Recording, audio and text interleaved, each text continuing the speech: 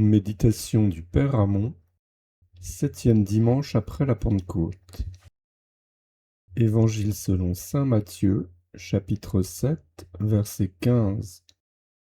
En ce temps-là, Jésus dit à ses disciples : « Donnez-vous de garde des faux prophètes qui viennent à vous en se couvrant de peaux de brebis et qui au-dedans sont des loups ravissants. Vous les reconnaîtrez par leurs fruits. Peut-on cueillir des raisins sur des épines ou des figues sur des ronces ? Ainsi tout arbre qui est bon produit de bons fruits, et tout arbre qui est mauvais produit de mauvais fruits.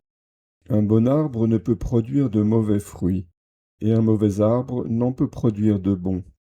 Tout arbre qui ne produit pas de bons fruits sera coupé et jeté au feu. C'est donc par leurs fruits que vous les reconnaîtrez. Tout homme qui me dit « Seigneur, Seigneur » n'entrera pas pour cela dans le royaume des cieux, mais on ne laissera entrer dans ce royaume que celui qui aura fait en même temps la volonté de mon Père qui est dans les cieux. Sommaire. Écoutons Jésus-Christ nous révélant dans l'Évangile, premièrement, la nécessité des bonnes œuvres sous le symbole de l'arbre qui doit porter de bons fruits. Deuxièmement, les caractères que doivent avoir ces bonnes œuvres pour qu'elles nous sauvent. Méditation pour le matin. Adorons Jésus-Christ, nous révélant dans l'Évangile de ce jour une des vérités les plus importantes pour le salut, savoir que nous ne pouvons être sauvés qu'à la condition de sanctifier notre passage sur la terre par de bonnes œuvres. Remercions-le d'une leçon si précieuse et demandons-lui la grâce d'en bien profiter. Premier point. Nécessité des bonnes œuvres pour le salut. Chacun de nous est comme un arbre planté de la main de Dieu dans le champ de l'Église, comme dans une terre de bénédiction, cultivée avec soin, arrosée avec profusion. Si ni cette culture soignée, ni cette rosée du ciel, si fécondante, ne nous font produire de bonnes œuvres, nous tombons sous l'anathème prononcé par l'apôtre. La terre qui reçoit la pluie du ciel ne porte pas de bons fruits, est réprouvée et près d'être maudite. Anathème qui n'est que la reproduction de la parole de notre Évangile. Tout arbre qui ne porte pas de bons fruits sera coupé et jeté au feu. Et les raisons de cet arrêt sont nombreuses, car, premièrement, qui néglige les bonnes œuvres n'aime pas Dieu. L'amour est une passion active, qui tourne le cœur vers son objet et le fait agir pour lui. Si je ne fais rien pour Dieu, c'est une preuve que je ne l'aime pas.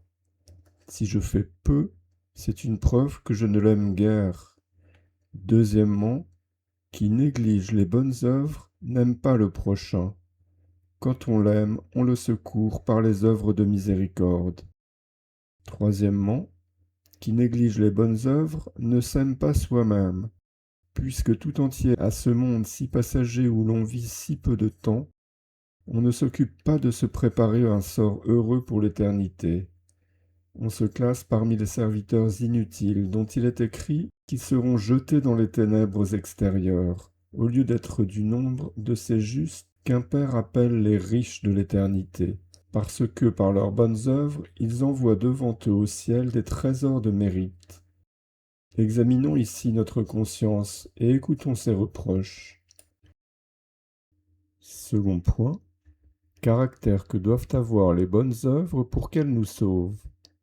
Premièrement, il faut qu'elles soient entièrement bonnes, car si elles sont défectueuses par un seul endroit, soit à raison du temps ou du lieu où on les fait, soit à raison de la manière dont on les fait, soit à raison de l'intention dans laquelle on les fait, c'en est assez pour leur ôter leur prix ou en diminuer le mérite.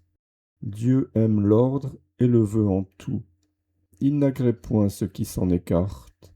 Examinons si nos bonnes œuvres ont ce premier caractère, ou si malgré le grand nombre d'œuvres que nous avons faites, nous ne sommes pas encore bien pauvres. Deuxièmement, il faut qu'elles soient dans l'ordre de la volonté de Dieu.